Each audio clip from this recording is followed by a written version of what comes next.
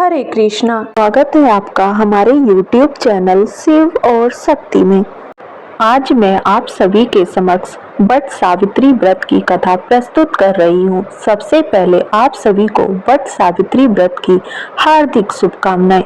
वट सावित्री व्रत ज्येष्ठ मास की अमावस्या के दिन किया जाता है। कुछ स्थान पर वट सावित्री व्रत ज्येष्ठ मास की पूर्णिमा के दिन भी किया जाता है। वट सावित्री का यह पवन व्रत सौभाग्य और संतान प्रदान करने वाला है। पुराणों के अनुसार वट सावित्री व्रत के प्रभाव से सावित्री अपने पति सत्यवान के प्राण यमराज से छुड़ा कर लाई थी। तभी से वट सावित्री व्रत शुरू हुआ। वट वृक्ष दीर्घायु और अमृतत्व का प्रतीक है। इसकी जड़ में ब्रह्मा जी, तने में विष्णु जी तथा डालियों और पत्तों में भगवान शिवा का वास होता है।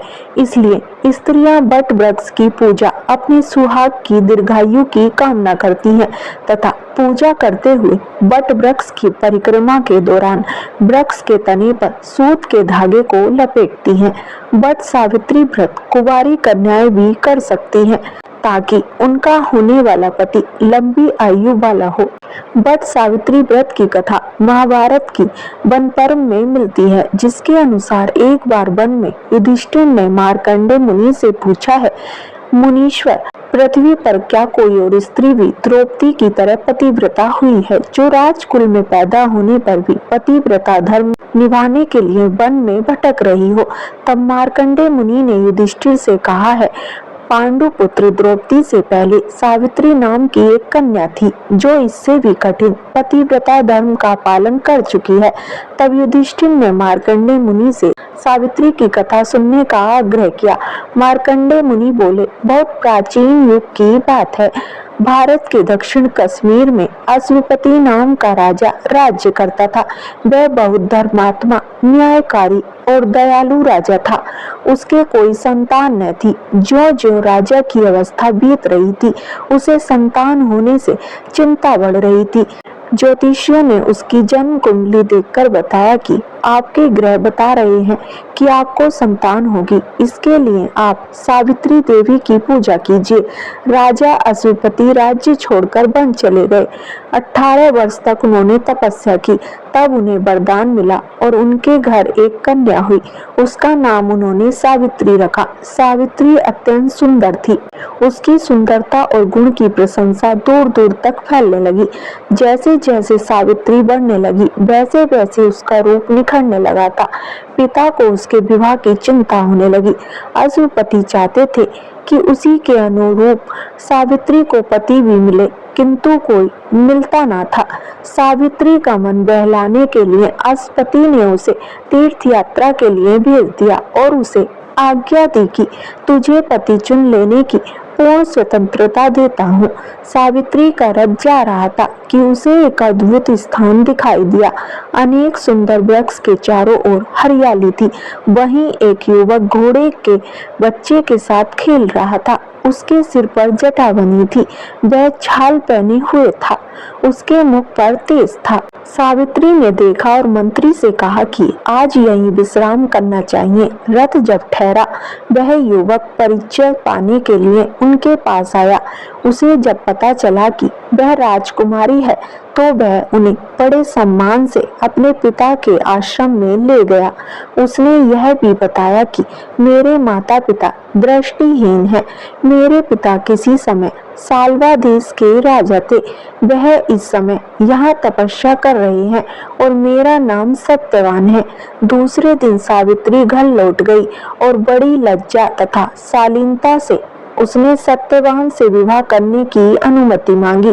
राजा अश्वपति बहुत प्रसन्न हुए कि सावित्री को उसके अनुरूप वर मिल गया है, किंतु बाद में ज्योतिषियों से पता चला कि सत्यवान की आयु बहुत कम है।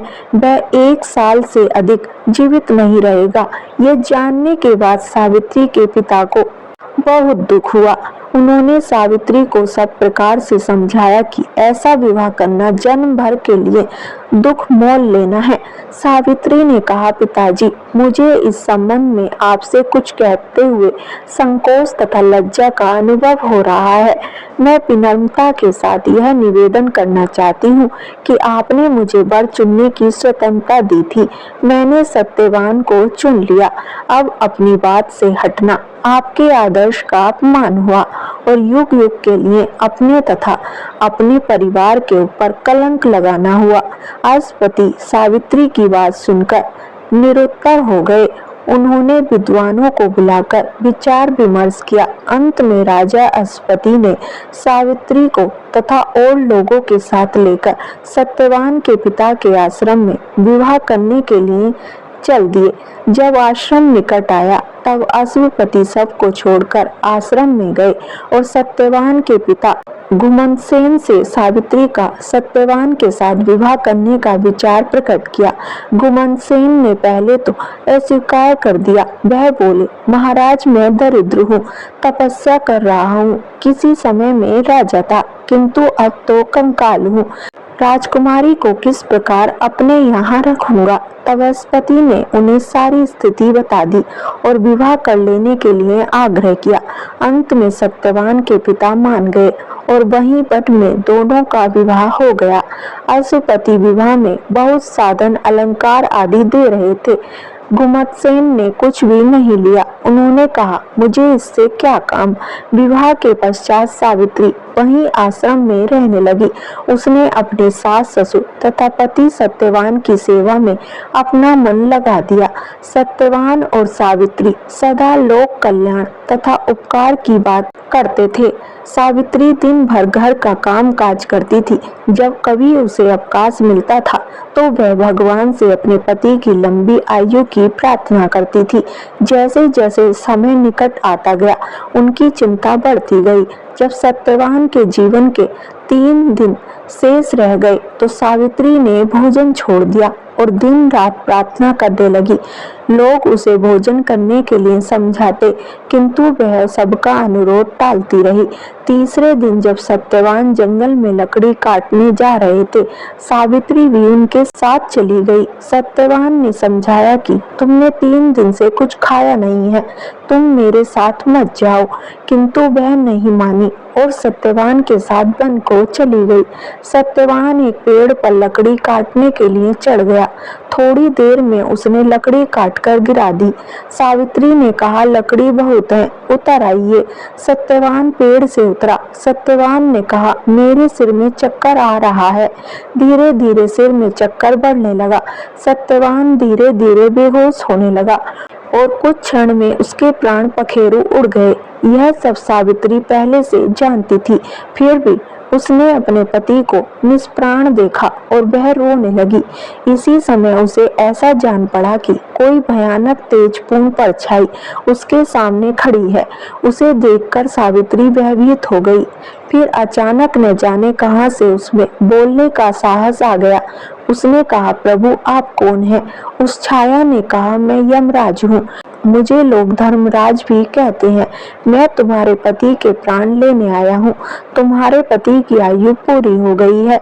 मैं उसके प्राण लेकर जा रहा हूँ। इतना कहकर यमराज सत्यवान के प्राण लेकर चलने लगे। सत्यवान का शरीर धरती पर पड़ा रहा। सावित्री भी यमराज के पीछे पीछे चलने लगी। थोड़ी देर बाद यमराज ने मुड़कर पीछे देखा तो सावित्री भी चली आ रही थी। यमराज ने कहा, सावित्री, तुम कहाँ चली आ रही हो?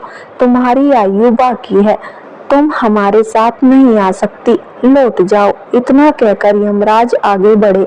कुछ देर बाद यमराज ने फिर मुड़कर देखा तो सावित्री चली आ रही थी। यमराज ने फिर कहा, तुम क्यों मेरे पीछे आ रही हो? सावित्री बोली, यमराज, मैं अपने पति को कैसे छोड़ सकती हूँ? यमराज ने कहा, जो ईश्वर का नियम है वह नहीं बदला जा सकता। तुम चाहो तो कोई वरदान मुझसे मांग लो। केवल सत्यवान का जीवन छोड़कर जो मांगना है मांग लो और चली जाओ। सावित्री ने बहुत सोच कर कहा, मेरे सास और ससुर देखने लगे और उनका राज्य वापस मिल जाए। यमराज ने कहा ऐसा ही होगा। थोड़ी देर बाद यमराज ने देखा कि सावित्री फिर पीछे पीछे आ रही है। यमराज ने सावित्री को बहुत समझाया और कहा अच्छा एक वरदान और मांग लो। सावित्री ने कहा मेरे पिता को संतान प्राप्त हो जाए। यमराज ने वरदान दे दिया और आगे बढ़ गए। कुछ दूर जाने के बाद उन्होंने पीछे गर्दन घुमाकर देखा, सावित्री चली आ रही है। उन्होंने कहा सावित्री तुम क्यों चली आ रही हो? ऐसा कभी नहीं हुआ, कोई जीवित शरीर मेरे साथ नहीं जा सकता, इसलिए तुम लौट जाओ। सावित्री ने कहा अपने पति को छोड़कर नहीं जा सकती, शरीर का त्याग कर सकती हूँ। यमराज चकराया कि यह एक कैसी स्त्री है, इतनी देर से कोई बात नहीं मानती, पता नहीं क्या करना चाहती है। उन्होंने कहा अच्छा एक वरदान मुझसे और मांग लो।